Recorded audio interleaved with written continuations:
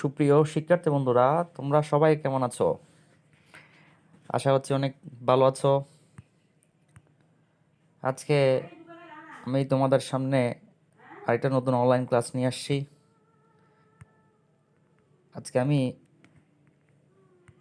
যেই ক্লাসটি করাবো সেটি হচ্ছে নবম দশম শ্রেণীর জীববিজ্ঞানের প্রথম অধ্যায় নিয়ে, যে অধ্যায়টির নাম হচ্ছে জীবন পাঠ।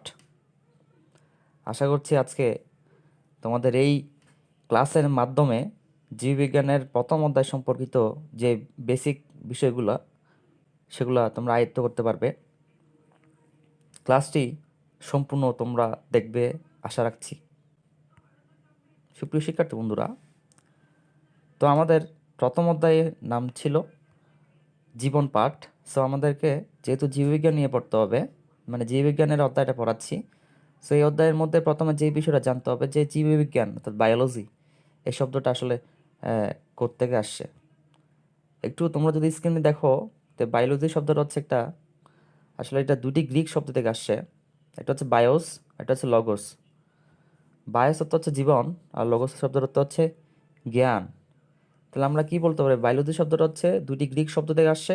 প্রথম গ্রিক শব্দ হচ্ছে বায়োস, দ্বিতীয় গ্রিক শব্দ হচ্ছে লগোস। তাহলে আমরা এখান থেকে কি বলতে পারি, জীবন সম্পর্কিত যে জ্ঞান সেটা হচ্ছে জীববিজ্ঞান। মোটামুটি এইরকম একটা ধারণা পাওয়া পাওয়া যেতে পারে এই স্লাইডের মাধ্যমে। এখন পরীক্ষা যদি আসে, যে আসলে কেউ যদি জিজ্ঞেস করে জীববিজ্ঞান কি, তাহলে আমরা কিভাবে সেটার অ্যান্সার দিতে পারি।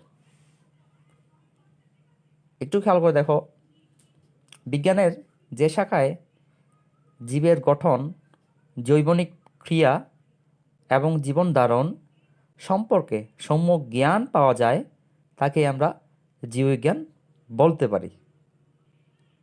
সুপ্রিয় শিক্ষার্থী বন্ধুরা, তোমরা নিশ্চয়ই লক্ষ্য করতেছো স্ক্রিনের মধ্যে অনেক বড় একজন বিজ্ঞানীর নাম দেওয়া আছে, যার নাম হচ্ছে অ্যারিস্টটল।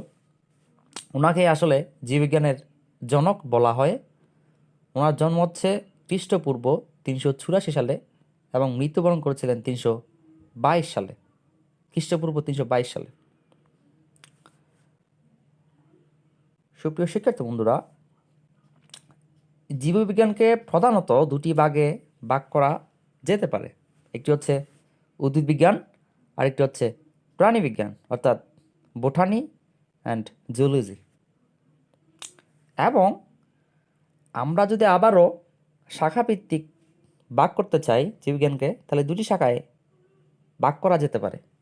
একটা হচ্ছে ভৌত শাখা, আর একটা হচ্ছে ফলিত বা প্রায়োগিক শাখা বা প্রায়োগিক বিষয়।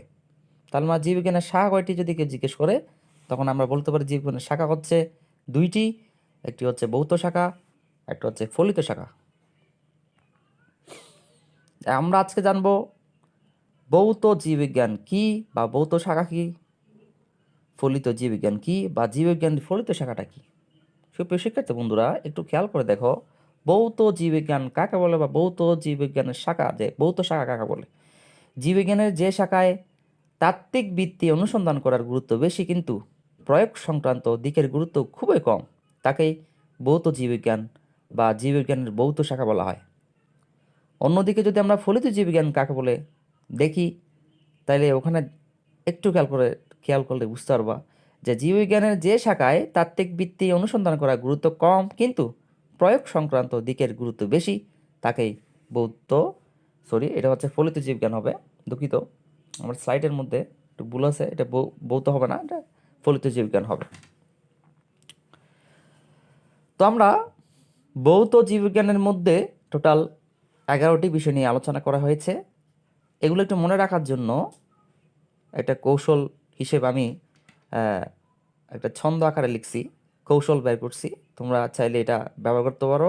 তাছাড়া যদি নিজেদের মতো করে কৌশল বের করতে পারো, তাহলে তোমরা সেভাবে মনে রাখতে পারো। তো আমি ভৌত জীববিজ্ঞানের যে 11টি শাখা রয়েছে সেগুলো মনে রাখার জন্য যে ছন্দটা লিখছি সেটা হচ্ছে মফিজ তমাল পারভেজ হন্ডুরাস এসে চট্টগ্রামের ইখু ইবু ইমুর বাসায় গেল। আমি আবারও বলি, মফিজ তমাল পারভেজ হন্ডুরাস এসে, অর্থাৎ হন্ডুরাস একটা দেশের নাম, এই তিনজন বন্ধু হন্ডুরাস এসে চট্টগ্রামের ইখু ইবু ইমুর বাসায় গেল। আচ্ছা, এখন আমরা ভৌত শাখাগুলো মনে রাখার জন্য যে ছন্দটা লিখছিলাম সেটা হচ্ছে মফিজ দিয়ে আমরা মনে করবো সেটা এম, তমালের টি, পারভেজের পি, হন্ডুরাসের এইচ, এসে ই, চট্টগ্রামের সি, গ্রামের জি, ইকু দিয়ে ই, ইবু দিয়ে আরেকটা ই, ইমু দিয়ে আরেকটা ই, বাসায় বি।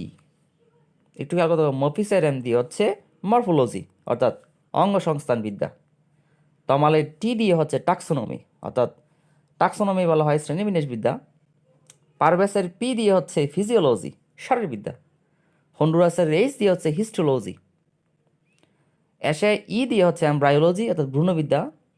চট্টগ্রামের সি দিয়ে হচ্ছে সাইটোলজি কোষবিদ্যা। গ্রামের জি দিয়ে হচ্ছে জেনেটিক্স। ই দিয়ে হচ্ছে ইকোলজি বাস্তুবিদ্যা। আরেকটা ই দিয়ে হচ্ছে ইভলিউশনস বিবর্তনবিদ্যা।